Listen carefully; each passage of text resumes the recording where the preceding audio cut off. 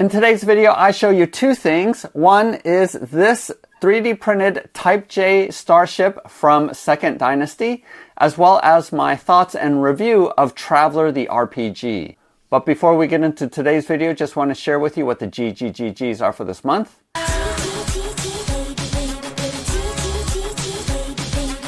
Each month, Bob the Beholder picks some of my Patreon supporters to receive gratitude gifts.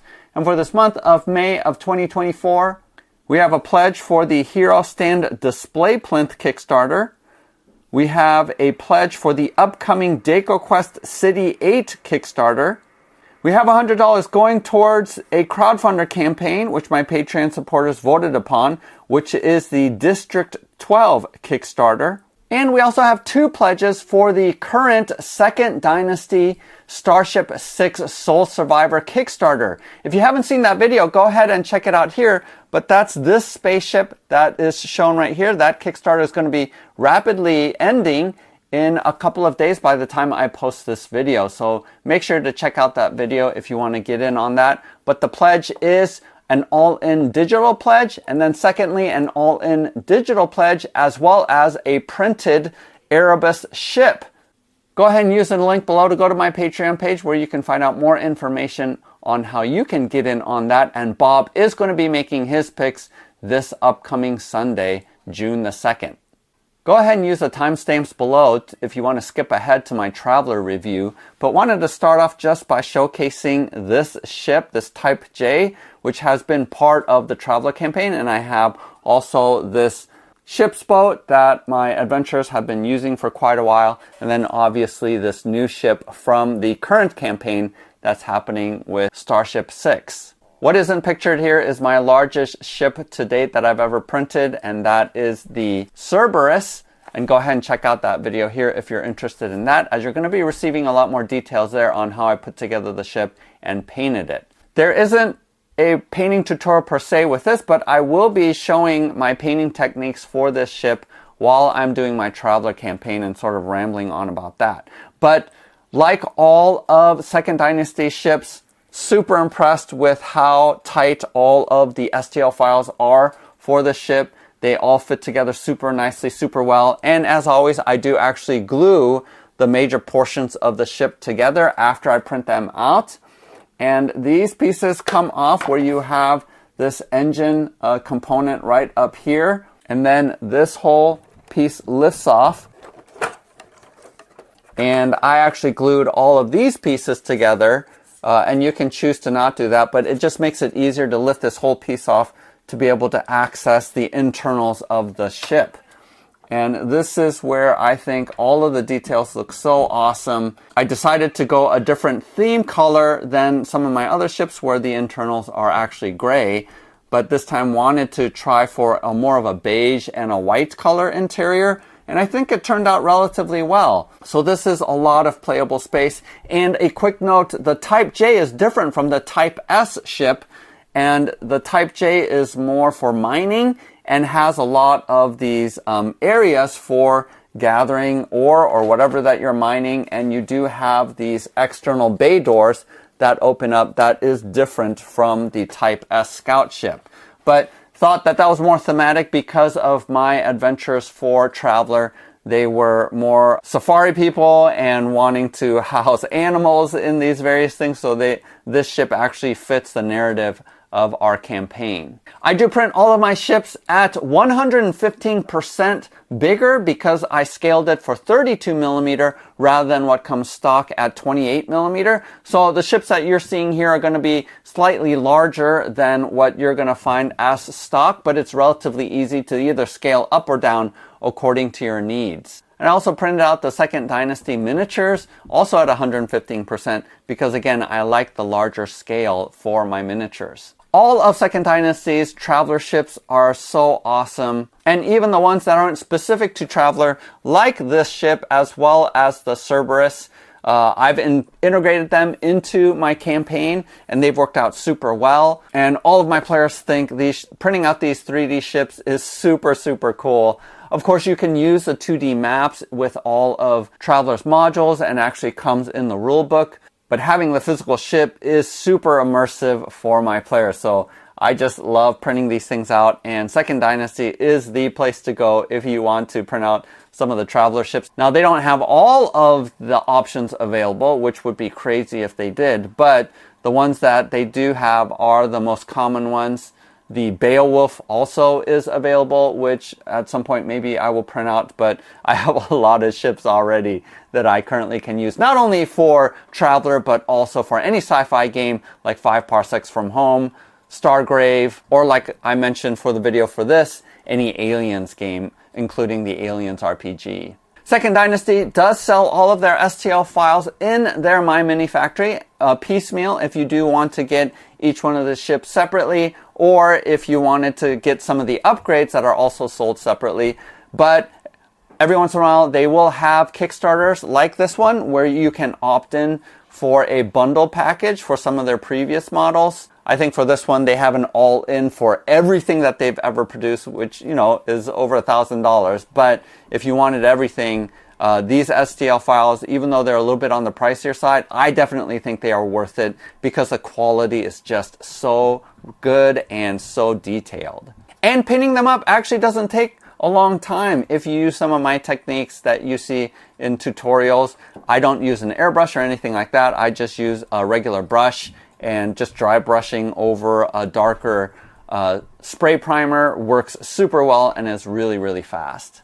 I'm going to transition now into my review of Traveler, and it's going to sort of be all over the place, so forgive my ramblings, but enjoy my painting tutorial of this ship while I am talking. So at the beginning of this year, I really wanted to get into a sci-fi RPG, and Traveler was sort of the go-to one that I saw online. Had a lot of good reviews, especially this 3rd edition, because Traveler is one of the oldest RPGs. Came out about the same time, I think, as the original Dungeons and Dragons back in the 70s, and heard really good things about this. So I purchased the core rulebook and also ended up picking up the March's Adventures 1 to 5. And the publisher is Mongoose Publishing. And what's fantastic about them is even if you purchase the physical books somewhere else, like I did on Amazon, if you show them the receipt, email the company and show them the receipt that you purchased these books, they will provide the PDF version of these for free,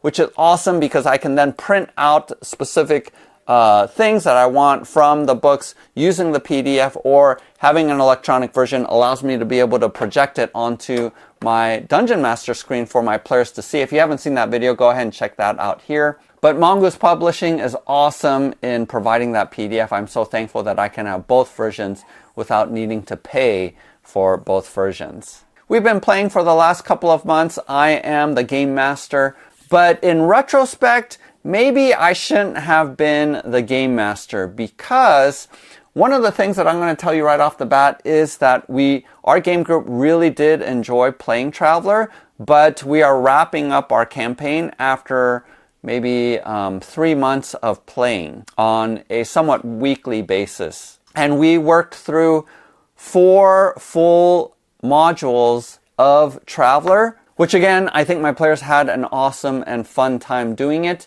But I felt like as a game master, I wasn't really wrapping my head around the rules, and I wasn't really reading up on the rules as much as I should have. So the result of that was our campaign ended up being almost entirely narrative only, where the skill checks and the rolls really didn't have much impact, nor was it much of a motivation.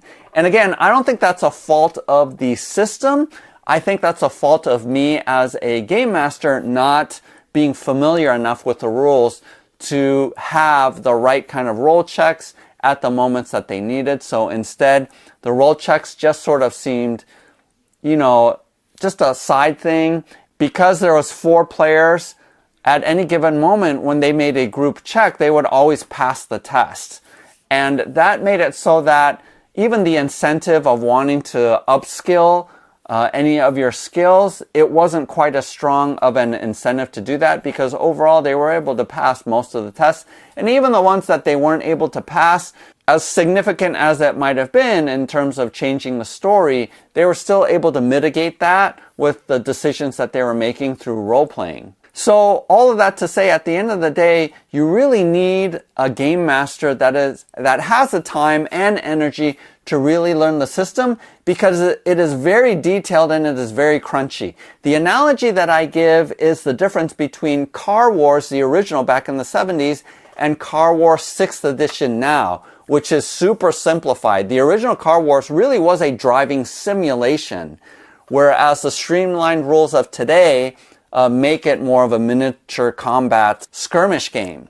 And because I play so many games, I don't have the time and energy to devote to really learning a crunchy rule set where we're making tests even in traveling from system to system. There's a lot of things that can go wrong, and people need to be able to make checks. Space combat, I never really learned the rules for that, so my crew never had any space combat. And even the on-the-ground personal combat, I really never wrapped my head around the combat system for that, and the fact that it was more in meters rather than in feet. That even played into sort of the squares, the 1-inch squares that I work off of when I play out my battles. So at the end of the day, we ended up doing all of our combat theater of the mind rather than on the board, which is actually one of the things that I really prefer, even with games where you have the option to do theater of the mind.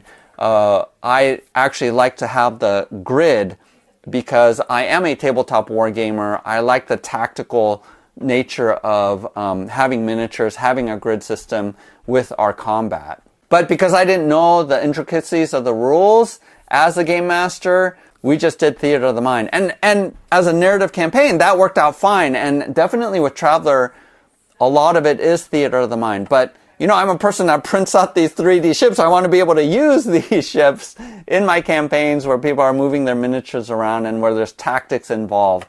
But really, at the end of the day, we didn't need the ships. We didn't really use the ships that much. And again, I think that's primarily a function of me not knowing the rules. And I'm going to share with you sort of our campaign progress, just because, again, it was super enjoyable and super fun and very distinct from all the times that I've played Dungeons and Dragons, just because of how narrative focused it was.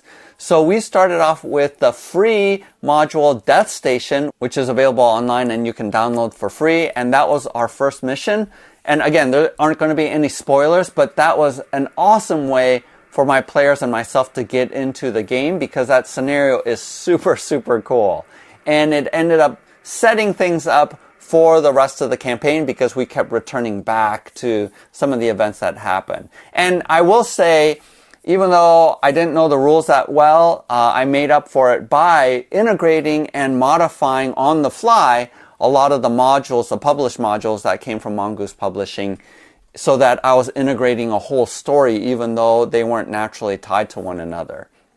One of the fun things about Traveler is the rolling up your character is a mini game in and of itself, and it is one of the more fun things in terms of character creation that I've ever experienced.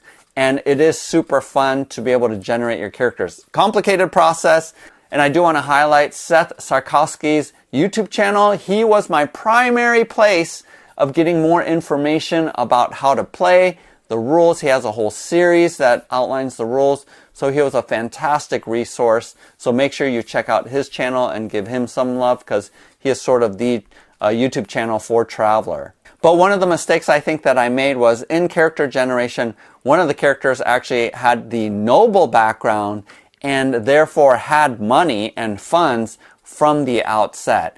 I wish I would have kiboshed that and made him re-roll, because from the outset, it made it so that money wasn't an issue for them. That he had enough money and therefore was able to buy a bunch of supplies that normally at first level you don't have that. They already had a ship, and I made it so that that ship was stolen so that they had to rely on the smaller ship's boat, which was what they used for most of the campaign. So just imagine any other RPG, even like Dungeons and Dragons, where a first level character has unlimited funds and therefore buys all of the equipment that they want. It sort of takes away from the incentive of adventuring and gaining treasure and slowly building up your character. So I would just dissuade any system that GMs prevent that from happening. Anyway, the whole thread that tied the pieces together was that they were looking for their stolen ship, that there was a whole gang that came, took their ship away, so it was them hunting, and each one of their hunting, they'll get a clue about where the ship is, and that would send them to one of these published modules. So like I said, the first one was Dust Station, super fun, they had an awesome time role-playing that, and then the one after that, which was even better, was Mysteries on Arcturus Station. I think this is where the Traveler system really shined because it was basically a murder mystery.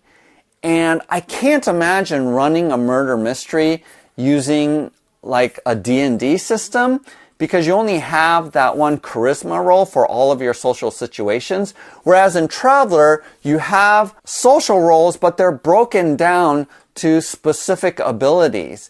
Therefore, it isn't just one statistic that you're rolling on, but you can, because you have more crunch to the Traveler rules and all of the skills, it breaks down and specializes even more. And my gaming group and myself, we had a ton of fun. We were laughing so much. And the twist in it, which I won't spoil, is so awesome. Running Mysteries on Arcturus Station was one of my most favorite sessions that I've ever run as a DM. And I think the players had a ton of fun too because there's so many twists and turns and it was an absolute blast to run. After playing that, we did go ahead and go into 2 of the adventures in the Marches adventure. And this is basically 5 modules. They're loosely tied, and it isn't so much you do the first one, second one, third one. They're just loosely tied together. I only played the first and the last out of this book. And overall, I think the published adventures are really good, but I did heavily modify them for my gaming group. And any good dungeon master or game master is able to, on the fly, tie in each one of the characters' personal stories so that the stakes are higher. As a game master, what you want to do is tie in their background stories so that there is more of an emotional buy-in to the circumstances that are in there. But it is still open world. Unlike some D&D modules, I feel like in Traveler, it is more sandbox, and you have to be better as a GM on the fly to be able to adjust to some of the decisions that your player characters make. So for example, the first adventure, High and Dry, where they're actually looking for a spaceship, there's a whole dynamic where there's subtle racism towards the Vargur, the dog-like people or dog-like race in this world on this planet that they go to. And I had set it up so that there was an option for the player characters to lead a rebellion of the Vargur against the humans on the planet to sort of get out from under the yoke of oppression. And that's a total add-on that I adjusted for that scenario. But my player characters totally did not bite and totally chose not to help out the Vargur at all. Which for me as a GM is disappointing because I had created this whole arc and was prepared to lead them down this path where they were basically leading a planet-wide rebellion. But they chose not to do that. And so as a GM, you sort of have to roll with that. And one of the good things about Traveler is it is very much more sandbox, much more open world. And because of that, it's a little bit more challenging as a GM because you do have to adjust on the fly. Whereas some of the D&D campaigns, it's a little bit more on the rails where you first do A, then B, then C. And then the final adventure that we are wrapping up with is basically the last one, mostly because the whole premise of their crew was that they wanted to run a safari business in order to earn credits. And so I actually allowed them to run a safari, and that was the closest scenario to it. And again, I created a whole other portion to that where there was all kinds of shenanigans, sort of genetic manipulation that was going on that was tied into Death Station and the company behind that. So the stakes were actually much, much higher for the player characters. So if we had that much fun playing these scenarios, why are we stopping the campaign? Well, again, I think we are running into my limitations of time and energy in learning the rule set because, as I mentioned before, I really like the tactical nature of miniature battling rather than theater of the mind. And again, because I printed out these ships, I really want to integrate combat more specifically.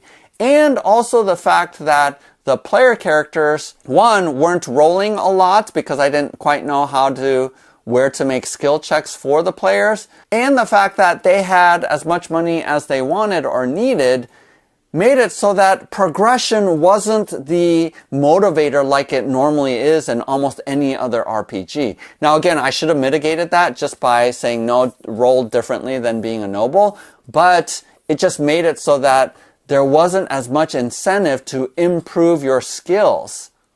But instead, what was being rewarded was really good role-playing because it was almost all entirely narrative. So what I've learned from Traveler is how strong the narrative component and the role-playing component can be, but I want to marry that with my love of sort of tactical combat, having physical components, the immersion of 3D printing the environments. And so we're actually going to adjust, and my current thinking is that we're going to start a sci-fi version of 5th edition, which I did a lot of research. There's an option, there's a fan-made Star Wars hack. That's a really good implementation of 5e rules for sci-fi universe. But the one I opted to go for is a paid version called Esper Genesis, which is a almost one-to-one translation of the fantasy core rule set of 5th edition into sci-fi. I already purchased the Player's Handbook and I'm reading through it now. Super impressed with that. One criticism that some people have is that they wish that the character classes were more distinct rather than being more of a one-on-one translation of a sci-fi version of the fantasy versions. I feel like there's a lot of distinction between the two systems, but your mileage may vary. But I feel like that's a good entry point back into a system that I am super familiar with, which is 5th edition, and then being able to just translate that onto the board, and even continuing to use some of the Traveler published adventures, which have really good storylines, story plots, and setups. I want to integrate and marry those two. So I'll report in later after we start that campaign whether or not that's successful or whether or not I should have stuck with one system or the other. But that's something that we're really excited about. So at the end of the day, I think Traveler is a good system. My recommendation is if you are able to absorb all of the crunch that is in the rules for 3rd edition, I would say go for it. If you're into more of the narrative side of things and things being more of a sandbox rather than a linear, you go from step A to step B, again, this is a great system for that. And you can go as in-depth into the details of the rules or not as much. So for example, we never did ship combat. We never really tested for flying. I didn't have my guys make astrogation checks or anything like that, really. When they said we're traveling from system A to system B, I said, okay, it takes 2 weeks to get there. Are you going to study? So we really didn't implement 90% of the rules that are in the book. Again, that's mostly because of my limitation of I don't have the time to invest in learning a whole new rule set that is that crunchy. But if you're okay with that, I would definitely say give Traveler a look because, again, it's been around for over 50 years now, and there is a strong following for this, and there's a lot to be had with Traveler. And if you look every once in a while, I do think that they have bundles for Humble Bundle where you can get really good PDF sets for the rule books, and you're able to do that as well. So that's my long rambling. Sorry about that. This is longer than typical, but wanted to give you my thoughts about Traveler. Go ahead and use the links below to either go to the Mongoose website if you're interested in picking that up, or go ahead and use the link to go to the current Kickstarter for 2nd Dynasty and all of their links for purchasing any of these ships. Happy printing, happy gaming. We'll see you next time.